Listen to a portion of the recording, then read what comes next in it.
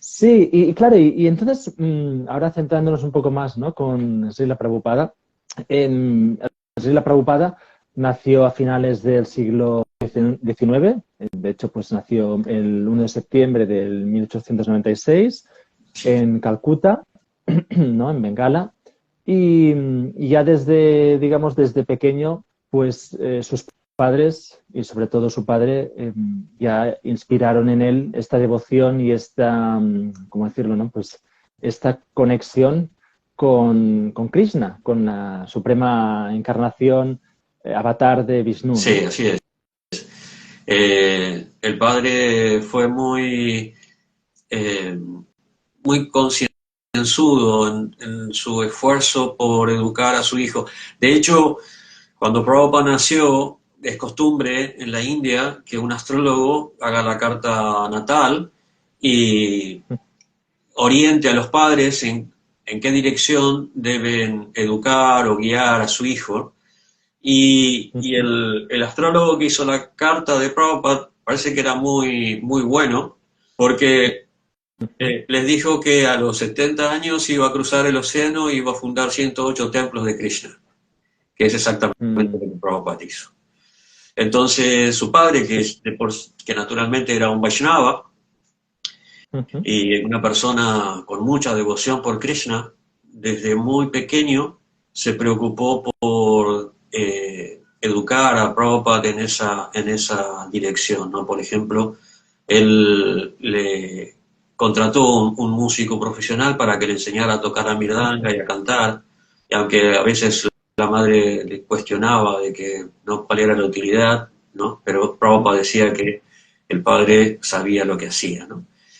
Y, mm, por ejemplo, eh, otra cosa que también marca esto, la familia del padre mm, eran comerciantes de oro. mm, Es u- una clase que se llama Subarna Banik, que son comerciantes en ujú, oro, y eran gente muy rica. Entonces uno de los tíos quería pagarle los estudios a Prabhupada, a Abhay Charan, como se llamaba en ese momento, en mm, Inglaterra. Y el padre ujú. se opuso completamente, dijo, porque si va a Inglaterra ahí se va a volver un bebedor y a perseguir mujeres. Ya, claro.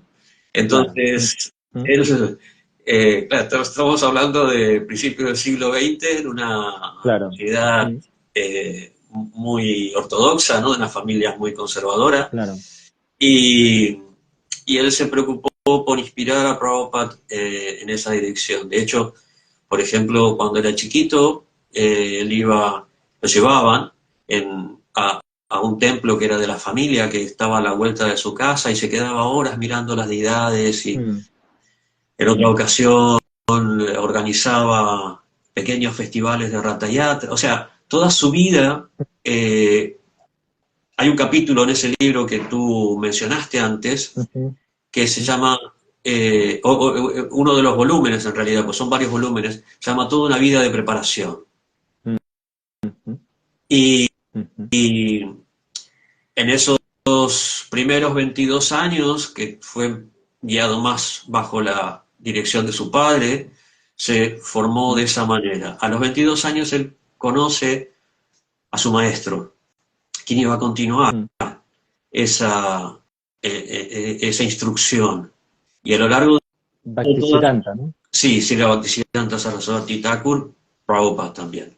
Eh, Ujú, y a lo largo de ese tiempo, bueno, que él formó su familia, tuvo hijos, tenía un comercio él fabricaba ciertas medicinas ujú, ayurvédicas y viajaba mucho por India ujú, vendiéndolas. ujú, Pero siempre estaba en contacto con Srila Bhaktisiddhanta y con los discípulos, con sus hermanos, eh, y colaboraba con ellos. Daba clases de Bhagavad Gita, era invitado regularmente a dar ujú, clases de Bhagavad Gita en los templos, era muy ujú, apreciado por su conocimiento y por su devoción.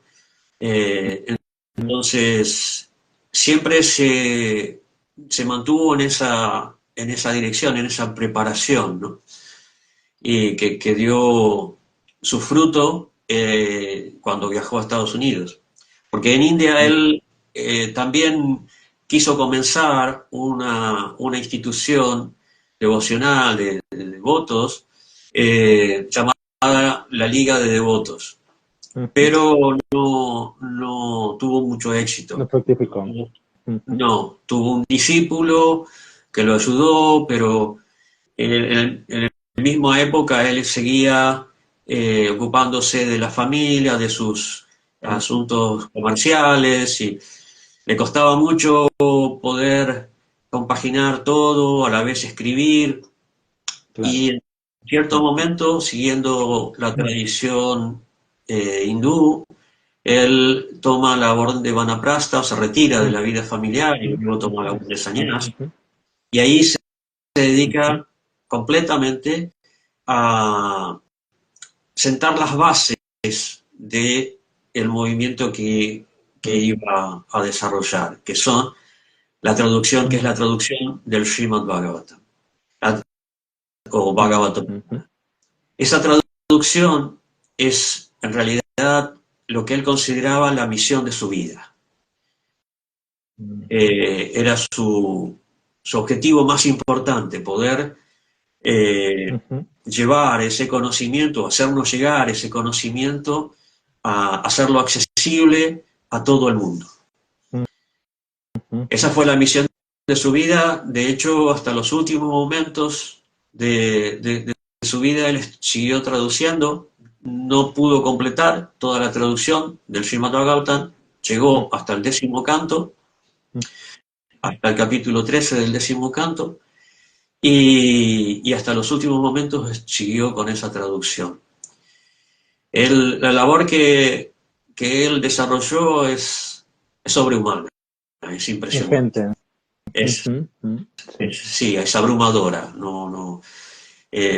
Porque cuando uno va viendo, ¿no?, todos los pasos que fue siguiendo, el trabajo, lo que le costó poder llegar, ¿no? Porque cuando él se encuentra con su maestro espiritual, lo primero que Srila Bhaktisiddhanta le dice es: tú eres una persona muy educada, deberías predicar el mensaje del Señor Chaitanya en los países de Occidente. Y en ese momento Prabhupada era un seguidor de Gandhi, pues estaba en auge el movimiento de Gandhi. Y Prabhupada cambió, convencido por las palabras de su gurú, cambió su enfoque y toda